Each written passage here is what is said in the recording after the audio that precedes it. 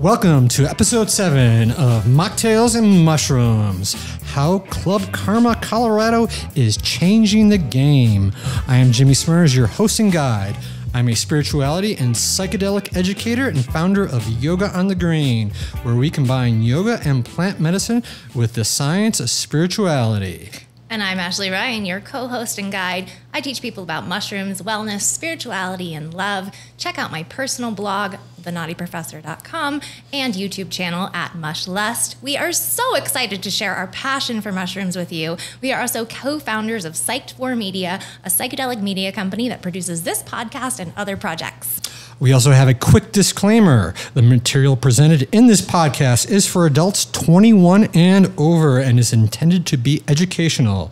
It does not constitute legal or medical advice and should not be used as a substitute for professional guidance. Please use your own discretion and consult with a medical professional before using mushrooms or any other psychedelic substance. Today, we're going to talk to a very special guest who is changing the game in Colorado for community healing.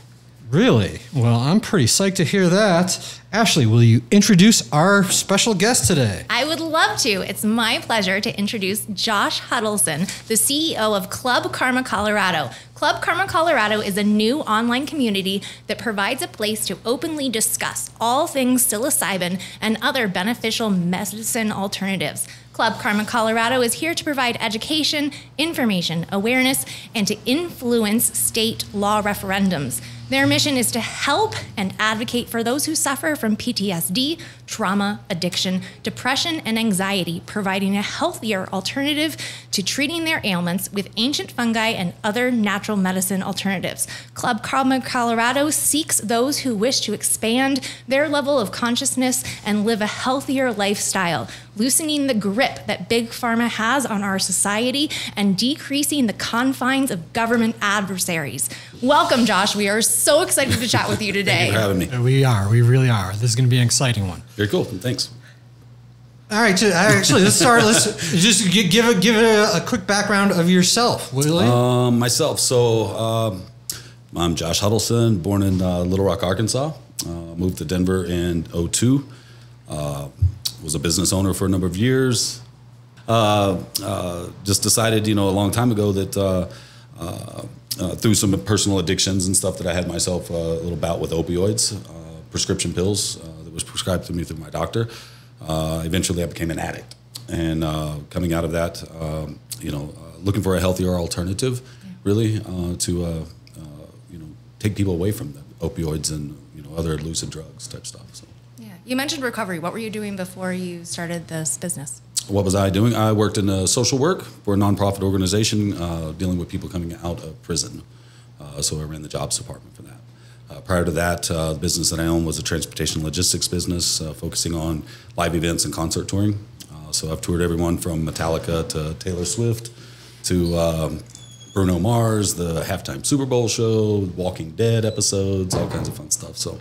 Great. You mentioned recovery, that you've been in recovery, and we kind of talked about your philosophy. What would you say your philosophy on recovery is? So my philosophy is addiction is a Band-Aid. Most of the time people are self-medicating for an underlying issue, and that's a psychological issue.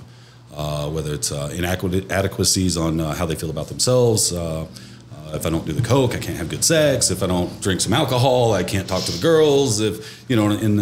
So they start using it as a crutch. I mean, I don't know anybody in recovery, anybody that's in active addiction that sat out one day and woke up on a Saturday morning and said, you know what, I think I'm gonna wreck my life. I'm gonna give it 3 years and just tear everything the hell apart, right?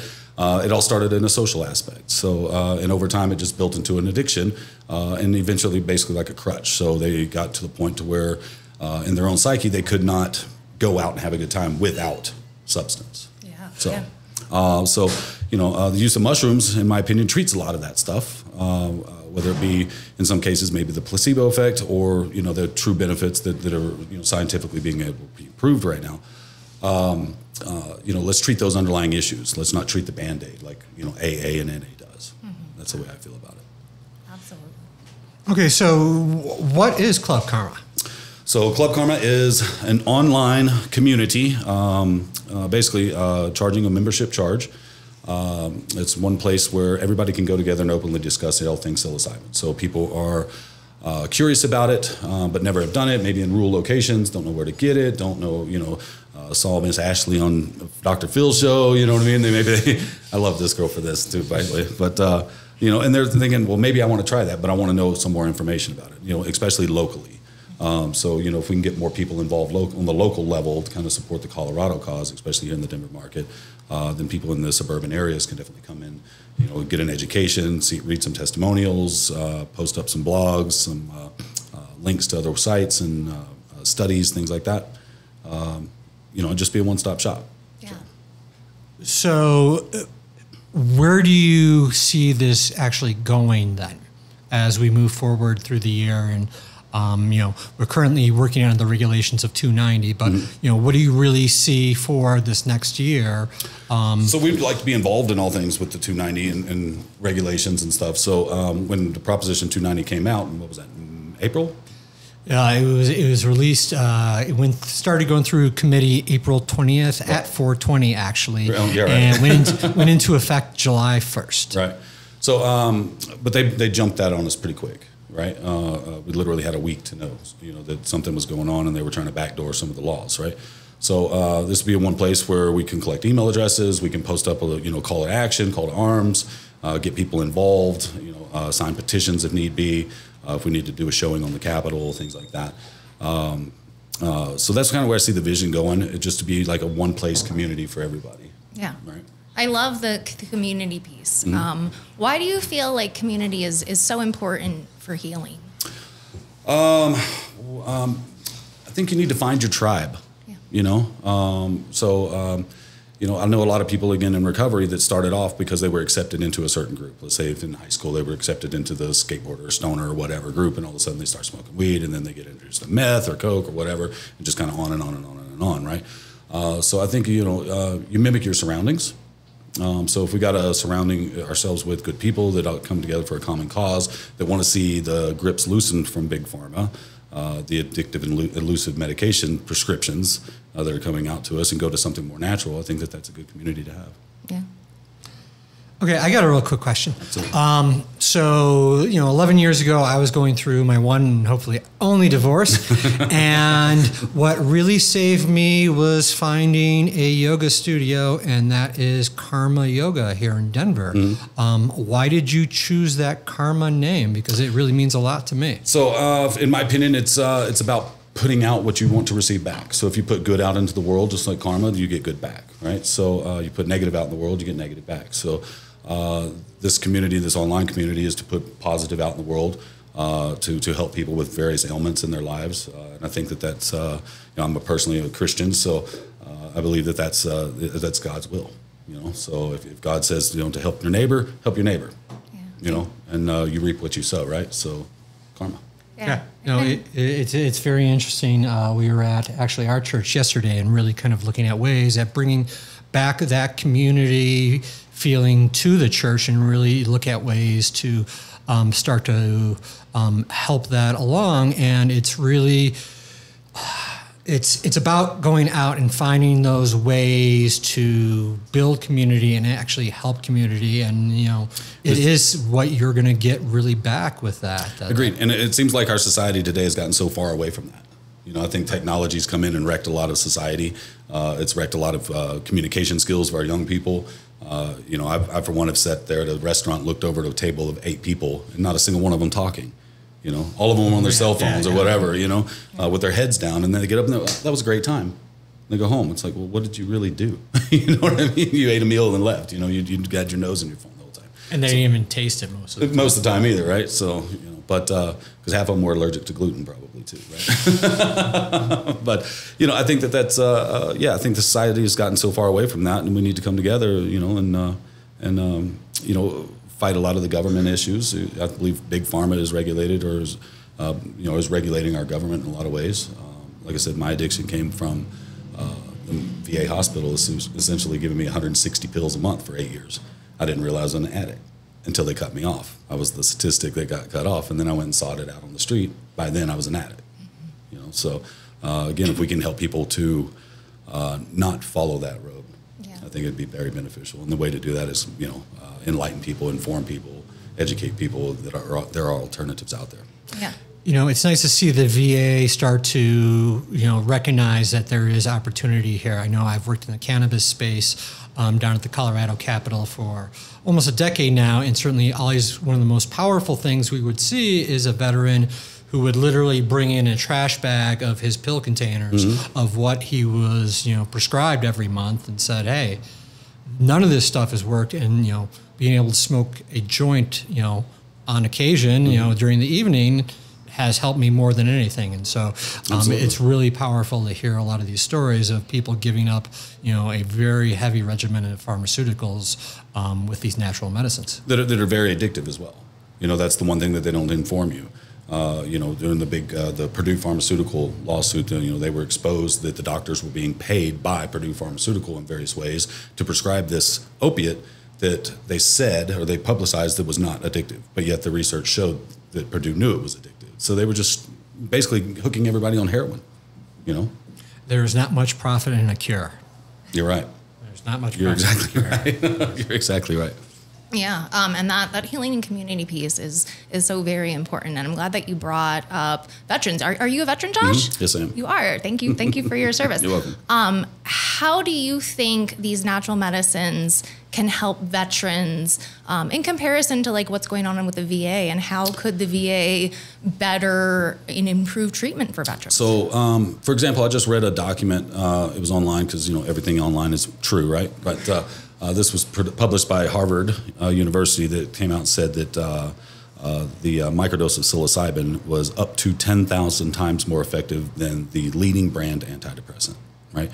If you look at the suicide rates and everything for our veterans coming home from Afghanistan and Iraq and stuff like that, it's through the roof. I've got some of my buddies that were vets with me that are involved heavily with the Wounded Warrior projects.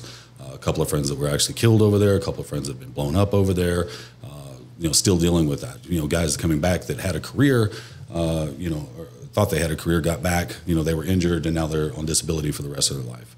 And disability rates, they're in poverty. So I think it's important for our veterans to if we can give them something and not string them, get them strung out, for a long time, like I said, on an opioid, or mask the emotions like antidepressants do, and truly get down to the root of the problem and help them, out with dealing with what they've experienced over there in war.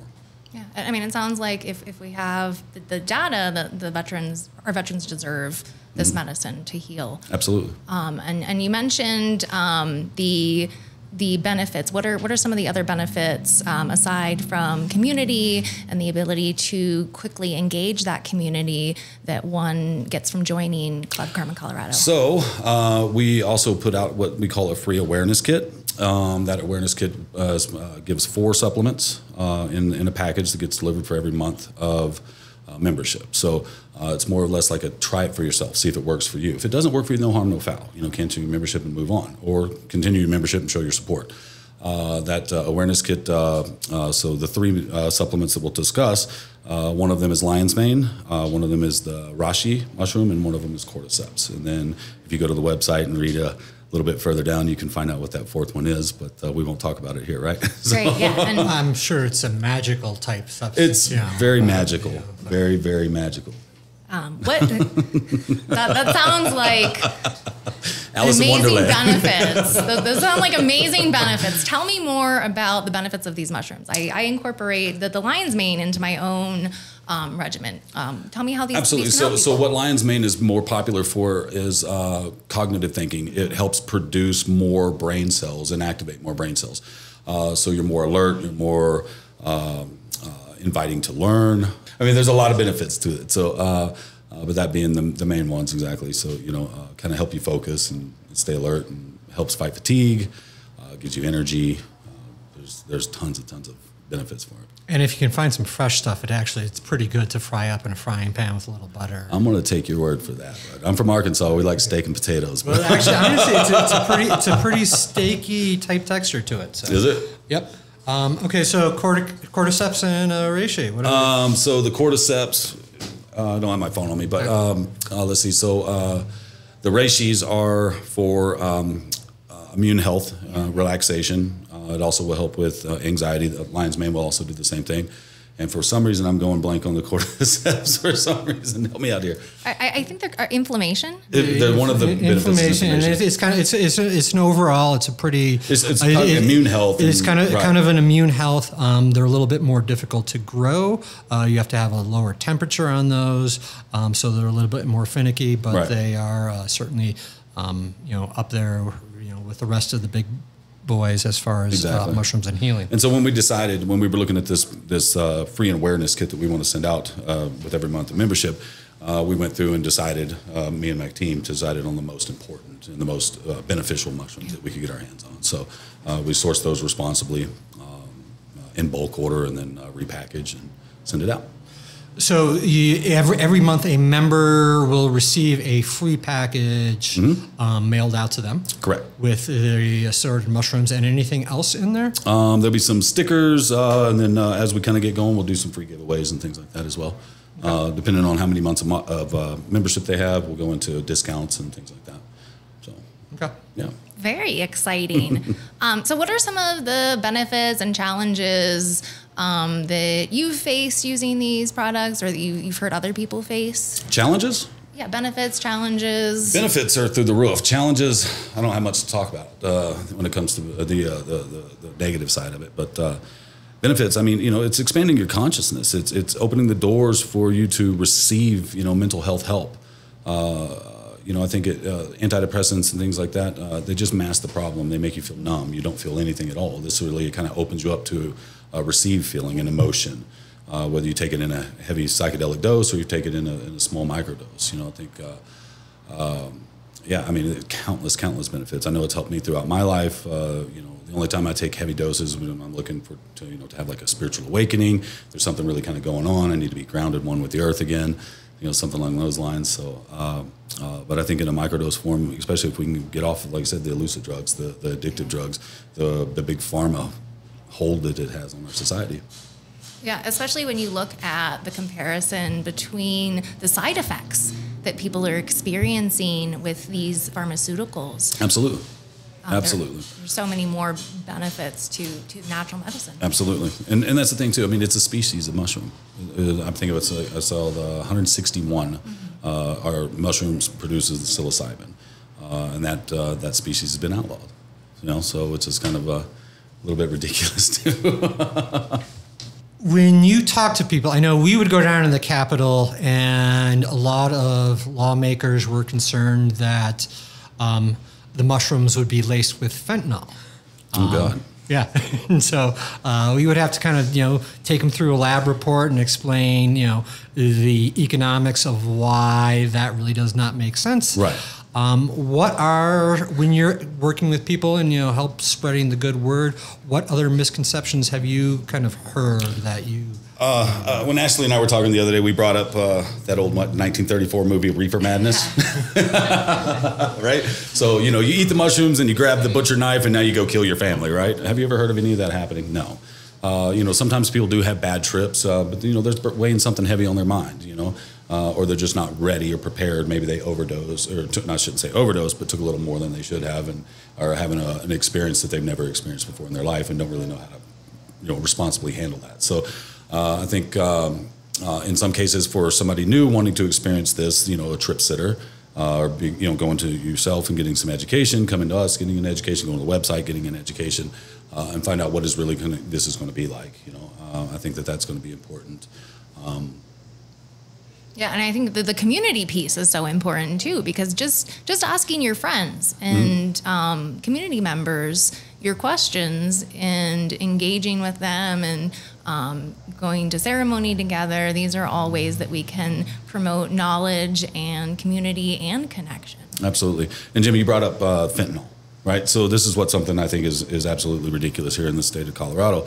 You get on the light rail, you get on the bus, you go down to where there's a homeless camp or whatever, and half the people you can tell they're smoking foilies, with fentanyl on it.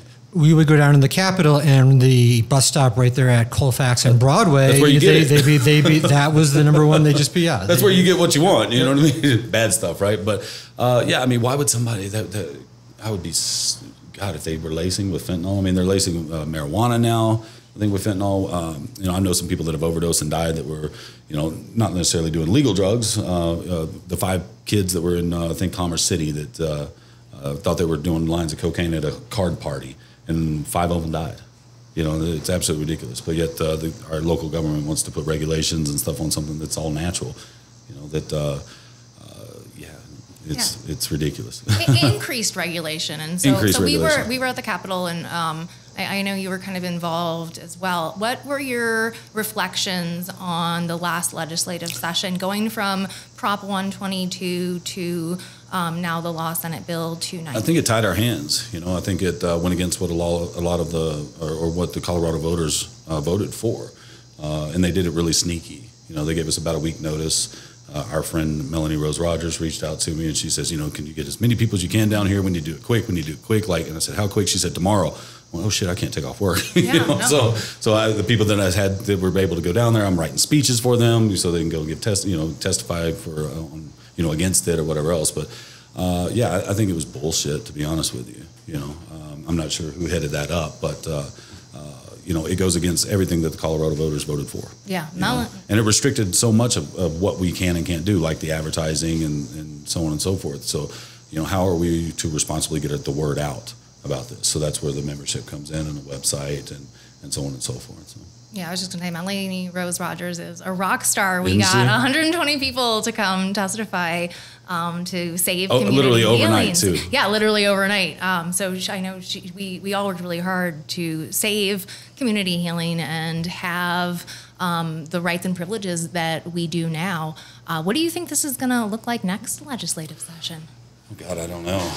Hopefully that we can get out there and educate a lot more people about this, and get some of the adversary efforts and draw the community bigger, so that we get more than 140 or whatever it is people at the Capitol if we need to. I think that the word is getting out, but a lot of people in the suburban areas, especially rural areas, don't know where to access this type of stuff, or access healing centers or things of that nature. So I think the more that we can come together as a community, the more that we can put in the work, put boots on the ground, hand out stickers, hand out flyers, go to various events, Pearl Street Mall, 16th Street Mall, whatever the case, and just talk to people about it, set up booths, do some charity work, things like that, and really kind of educate the public. I think we'll have a better turnout next time. Yeah, I agree. I think one of the big things, we saw that they kind of hid the legislation until the very end, where people did not have time to read it, let alone absorb it or really fully understand what it meant legally. Mm-hmm. And I think, one of the best strategies once we hit next session is to get in there earlier, before a lot of these decisions may be made behind closed doors, mm-hmm. and really let people know that we haven't had, any problems, knock on wood, right. with this show up. One of the last hearings they had on it, one of our friends, Representative Weinberg?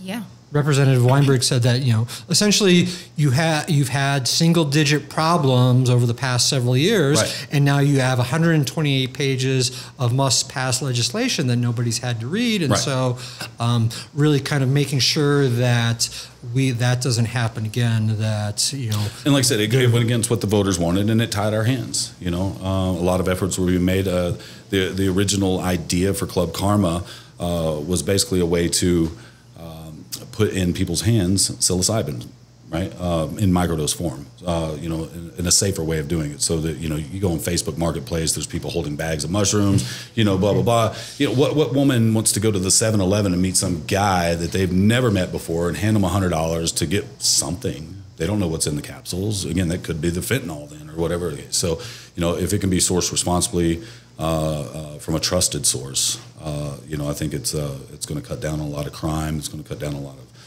theft. A lot of people getting ripped off, and also, because imagine that if you wanted to have an experience with this, you do decide to purchase some off of Facebook Marketplace or whatnot. You go to the 7-Eleven, you get ripped off. You're like, the hell with that. I'm not going to do it again. And then you go back to your Xanax or your opiates or your antidepressant, and you don't then get it, able to cure the problems that you do have. Mm-hmm. And so just to clarify, what legal challenges did Senate Bill 23-290 cause? For Club Karma, it really hurt us on the advertising part. Being able to put that out. So we really had to kind of change directions and not so much become we had to basically not become a distributor like we were originally looking to do, and turn into more of like that community organizing, grassroots organizing, adversary education, information type program that we're offering now. And then in exchange, like I said, you still get a free gift. When you meet someone who still has that old stigma, that old, drugs are bad, okay, type idea, how do you kind of bring them in and help them understand that this is truly a healing and natural substance that really does not cause the harm that, decades and decades of anti-drug propaganda has put in a lot of people's All right, so I'm going to climb on my soapbox now, okay? So I can adjust the camera. Let me take a drink. Maybe we should all take a drink. So in 1968, psilocybin became illegal, right? You got to kind of really look at what was going on in the United States in 1968. The counterculture was kind of taking place. I mean, Ashley and I were talking about this the other day. I said the women started not wearing bras, growing armpit hair. There was a lot of free sex going on. The Grateful Dead was running around Ken Kesey and the Merry Band of Pranksters and the Kool-Aid acid tests and everything else, right? In the meantime, you've got your World War II veterans that were back, the nuclear families, so to speak, right? Whose daughters and sons were, the sons were growing their hair long and growing these crazy beards and, Woodstock and whatever else, that was 69. But the point is the counterculture was taking place, and these World War II, World War I veterans were freaking the fuck out. You know what I mean? About the kids. The kids are going damn crazy, right? So just in my opinion, if a kid's acting out, what do? You take the toy away from them, right? They didn't do, in my opinion, proper research. In the meantime, so then you had Mick Jagger and Keith Richards and Bob Dylan and all these people that were running down to South America where there was the shamans were down there. They were having magical experiences, coming back, talking about walruses and all kinds of stuff, and the White Album or whatever. But I think that's what it was. Psilocybin has little or no chance of abuse, little or no chance of overdose. You would throw up, before you could consume or digest an amount of psilocybin that would make you, freak out or really, harm you. So why is this thing, or die? Why is this classified as a drug? In my opinion, it just got roped into some other things that they, the Nixon administration and took away from us. And again, I think in my opinion, they were freaking out because the counterculture was taking place.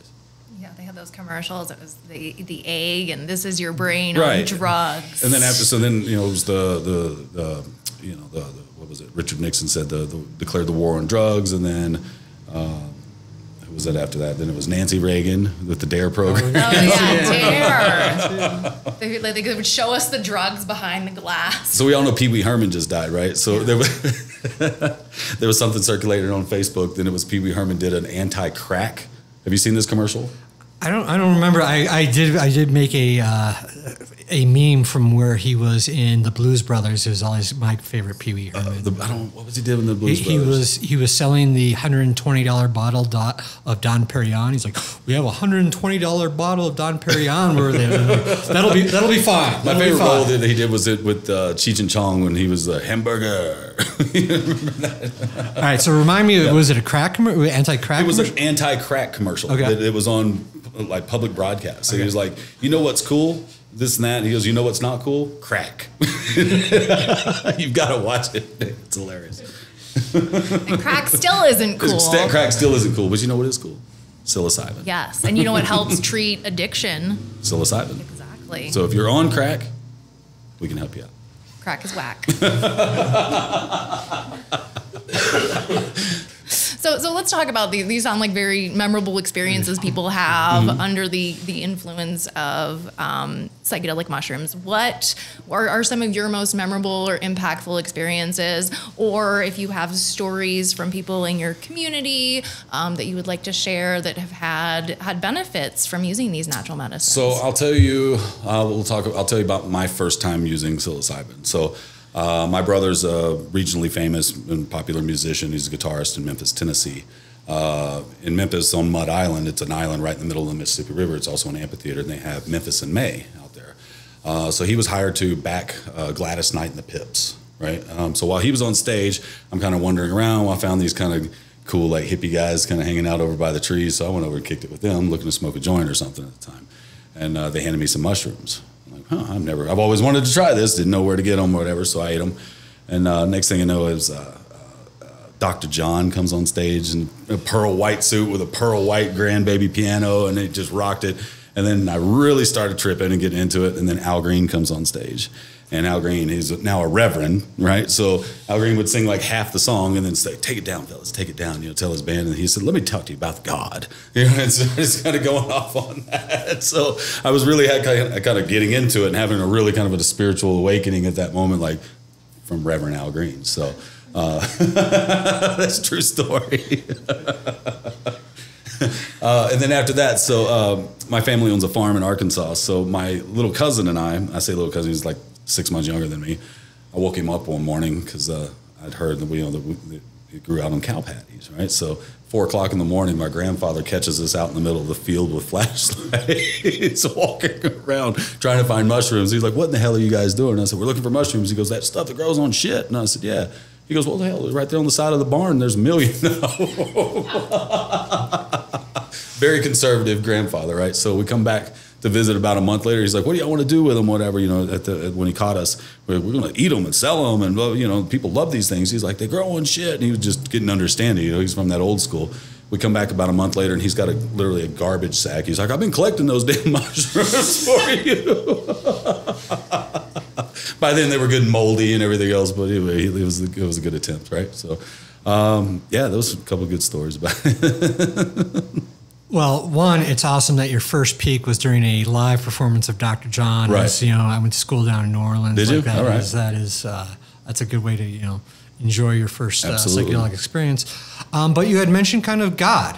Mm-hmm. Would you kind of, if you'd be willing, would you kind of go, how have psychedelics affected your relationship with the man upstairs? I was born Baptist, Christian, kind of strict when it comes to my mother's side of the family. But I've always kind of had my own opinion of God, and it being one universal God overall, and that, in one way we're all connected, or something along those lines. And I didn't really, I'd always kind of thought that, but I never really was able to feel that until I really kind of had that spiritual awakening one time out in the woods camping one day, and took that and really just was able to kind of open up, and I think to take away a lot of the teachings, from the Baptist church, things like if you wore all black and had long hair, you were, a Satanist, and if you listened to heavy metal music, you were going to hell. The only way to God was Dockers and polo shirts and, the newsboys or whatever, right? So it's church every Sunday night, church every Wednesday. You had to play on the softball team of the church softball team. You had to go to Catholic church or a Christian church, whatever. So I think I was really just kind of able to take in, that we are all, in my opinion, all one connection, love, happiness, I'm not sure where else to go with it. But, it's pretty intense if you've never done it. Yeah, God is love. Absolutely. That's what mushrooms have taught me. And I've seen and heard some people say that, it was the closest thing to experiencing true love, just like having a child. When they experienced that, it was about second best to that. So, which is pretty powerful, So I think a lot of people are just starting to feel a connection to not only themselves, but others and animals and the trees and nature and Absolutely. Everything. And it's that connection, especially over COVID, that I think a lot of people have lost the ability to really tap into. And so if we have something that can help accelerate the idea that we are all, one, that is, we're all intertwined, we're all connected in one way, shape, or form, right? It would benefit this country, this planet, this universe greatly if we could all start tapping into that a little bit more. Exactly. When you also got to look at the adolescent suicide rates are higher than they've ever been. Coming out of COVID, adult suicide rates, depression rates, anxiety is through the roof. I mean, 10 years ago, you didn't hear the word anxiety very often. Now it's on every news channel. It's on every talk show. Every concert. We just went to the Kane Brown concert at Fiddler's Green, and he was on stage talking about antidepressants and depression and anxiety. And Jelly Roll is one of them. That's a real famous person right now who's open advocate for all of that. So I think, yeah, I mean, our society's all screwed up, man. We need to find a way to come back together. Well, we're certainly, I don't know if mushrooms can fix it, but it might be the only thing that could. It'd be cool if it was, right? We're going to see. Right? We're going to see. We're going to try. We're going to try, exactly. Save the world. Where do you see this going in the next 5 years? What do you think are legislative, legal, community healing? What does Colorado look like as these healing centers? We start to see them in 2025. What does this look like? So what I would like to see versus what it might go is two different things, right? Well, let's vision. Let's so plan my for vision, the best. What do you hope for? If I was able to write it out and have my way and it would go my way, the healing centers would be, obviously dispensaries for medicinal purposes, non-recreational. I think that recreational marijuana kind of really did a hurt on us here in Denver as opposed to the medical marijuana. It just, influx of people moved in just to get high, and I hate that Colorado kind of became that. Although it did do good for, our economy and everything else, I support it that way. But I'd like it to see kind of it to be a grassroots, homegrown Colorado type situation. Whereas, the big marijuana businesses, one of them is, I think, an Australian company or whatever, so all of the profits are going overseas. But I'd like to see it kind of just stay right here in Colorado, open up to, like I said, dispensary type services, obviously some kind of a med type regulation, so that, that you don't get the bad people in there the back door. Because I remember when marijuana first came out here in Colorado, there was some talk of cartel influence and some Middle Eastern influence and some terrorism group influences, that were backing some of these dispensaries. I don't know how true that was, but, there's got to be some kind of a regulatory system over it. Yeah, I'd like to see it just be Colorado homegrown and open to people that are, through a therapist or something like that in need of, some help. Yeah, it's very based in our community and keeping it in Colorado. It sounds like you want to learn from a lot of the negative effects of cannabis legislation. Absolutely. And regulation. And I think that cannabis taught us a good lesson. Yeah. So it's something, and then they finally, I think, figured a lot of it out. So we've got a good role model when it comes to that.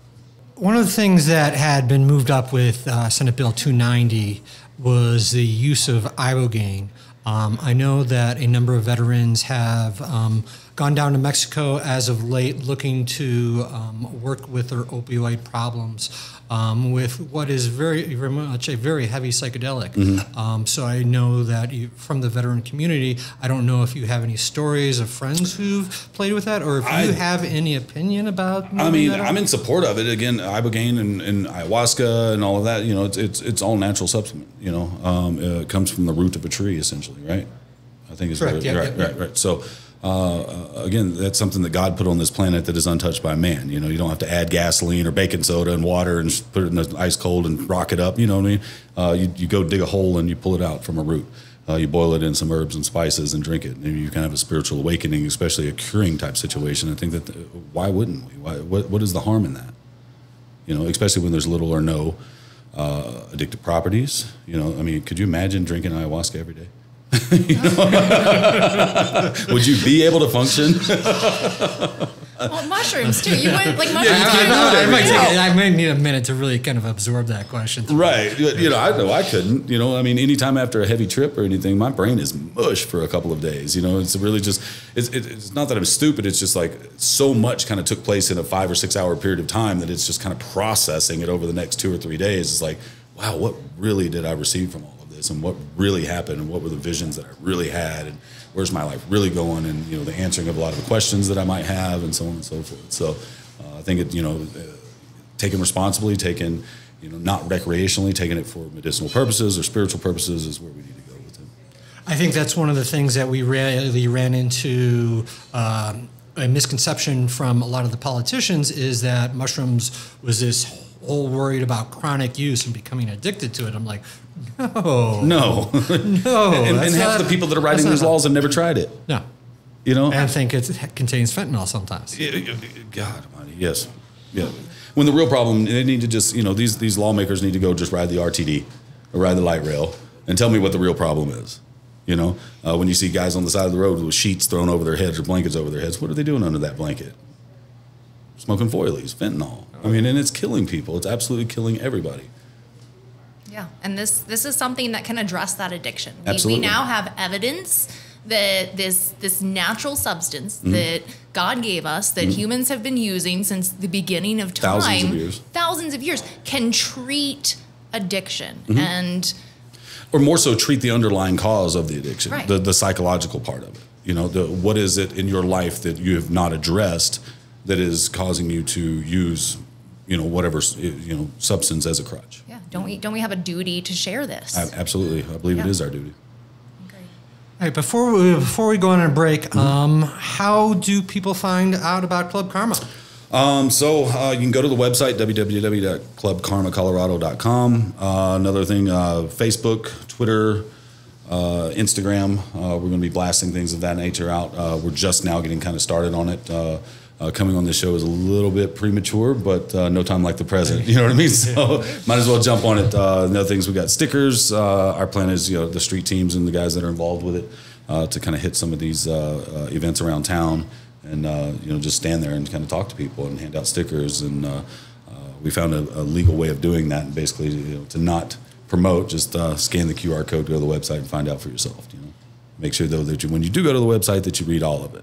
Yeah. Go to the website. Check out clubkarmacolorado.com. Is that it? Cool. Clubkarmacolorado.com. Thank you so much, Josh. We appreciate you. We're so very excited to see Club Karma Colorado grow, and we can't wait to see what's next. I am too. Thank you for having me. Yeah, we're gonna take a 5-minute break. We want to answer audience questions, and so during the break, if you have a question for Josh, please write it down on a Post-it note, and we'll answer your questions after the break. Thank you so much, everyone, for being here. We appreciate you. I appreciate you.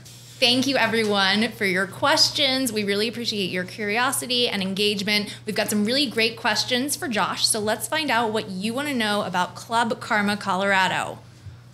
All right, so how did Club Karma come about? What is the origin story? Could we go into that for a second? Yeah, so the origin story, it stemmed from a night out at a Pink Floyd laser light show at the Marquee Theater. So I was with my good friend and now global president of Global Logistics and the business card holder, Miguel, and Grateful Dead Red.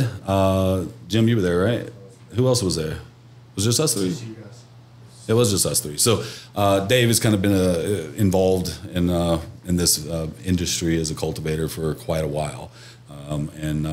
We were sitting there and he says, man, if I could just grow mushrooms and get this into people's hands and change the world, and impact people in a positive way. He said that'd be heaven for him. And I said, well, why haven't you done that? He goes, I don't know anything about business or how to do it. So I started thinking about it, and that's when I wrote down some ideas, and I went to my friend Jamie and asked her if this idea was legal. And she said, absolutely.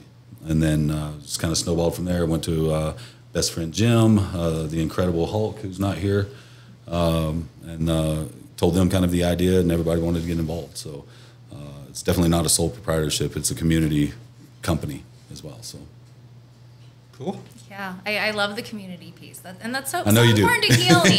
That's what we need. It is. I found my tribe. Yeah, it's our tribe. We got another really great question. How would you combine current wellness practices with what Club Karma and mushrooms currently do?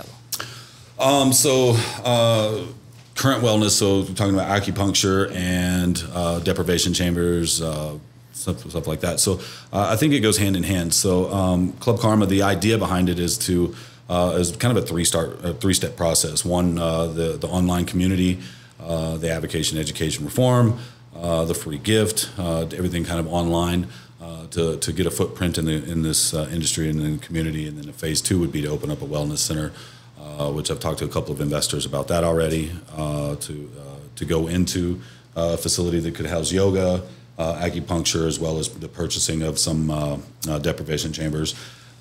While we're still kind of fighting these regulations, people can then on site sign up for Club Karma Colorado and then receive their free gift at a later time, or maybe just right there, as well as provide other supplements,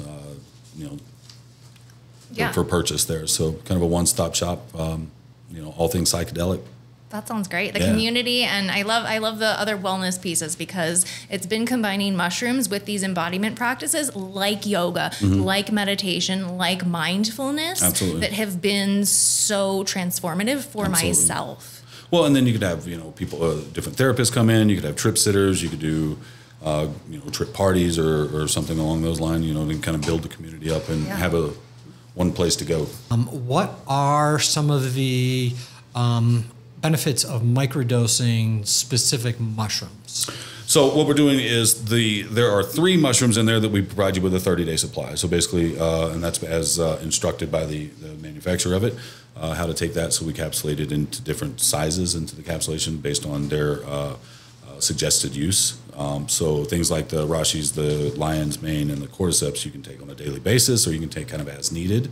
And then the surprise one, you would want to take every other day. Yeah, I use lion's mane myself when I microdose, and daily? I take my lion's mane daily, but I don't microdose other. What regimen do you microdose?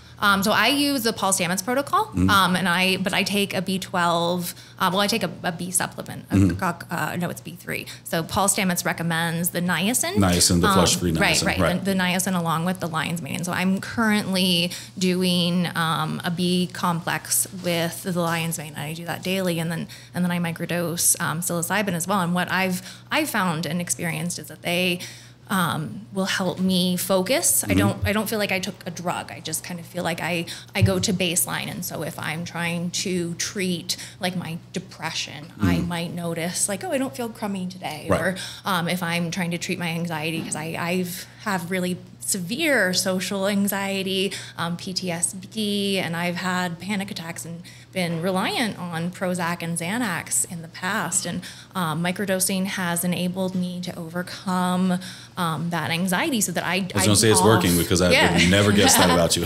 Well, I don't take any pharmaceuticals at all. And so that's good. I took a microdose today before our podcast because it helps with that anxiety. And so I find it just brings me to baseline where I don't feel like I've taken a drug. I feel normal or I feel like I should. In a microdose, you shouldn't feel anything. Yeah. So definitely test it out because, all metabolisms are different. So, we do the recommended 0.2 of a gram. If that's too much for you, break the capsule apart, pull some out, But I would definitely say try it at home one time, see if you feel any effects from it. If you start, the walls start breathing or colors get a little brighter, and definitely don't take more than one. Yeah. And you can always take more, but not less. Exactly. That's good advice with any psychedelic substance. Right. Start slow. So this is a really great question too. How will this open the world to the holistic healing power of mushrooms, like we see in things like the Netflix special, Fantastic Fungi? I think. How does it open the world? I think the first step, though, is the fight that we're going to have. So it's been proven that this ancient fungus or fungi does have healing powers. The indigenous people have used it for spiritual purposes and healing purposes for thousands of years. I think that it's step one would be to fight. Our biggest fight is going to be big pharma. Who's got the influence on the government and everybody else to keep this stuff suppressed so that they can keep pumping us with, their poisons, essentially. So how does that open up? I think, through community, we can, really kind of challenge them. I don't think that Club Karma will ever be big enough to take on, a multi-billion-dollar corporation. But who's to say we wouldn't? Yeah. Who's to say we couldn't collaborate with other organizations as well and, get everybody kind of across the state or across the nation involved to come together as one and really kind of, go after these big suckers. Yeah, because this is just the beginning, right? This is just the beginning. We're starting to see that these mushrooms are so very effective for things like depression, anxiety, PTSD, trauma. I use it for my arthritis. And thank God science has finally caught up and people are actually open-minded enough to test this stuff. Thank God every day. Absolutely. Those are really great questions. Thank you, our audience members. Thank you to Josh. Thank you, Jimmy, for such an enlightening conversation. If you want to learn more about our podcast, you can check out our website, mocktailsandmushrooms.com, where you can get more information and resources. You can also subscribe to our podcast on your favorite platform and leave us a review. We appreciate your feedback and support.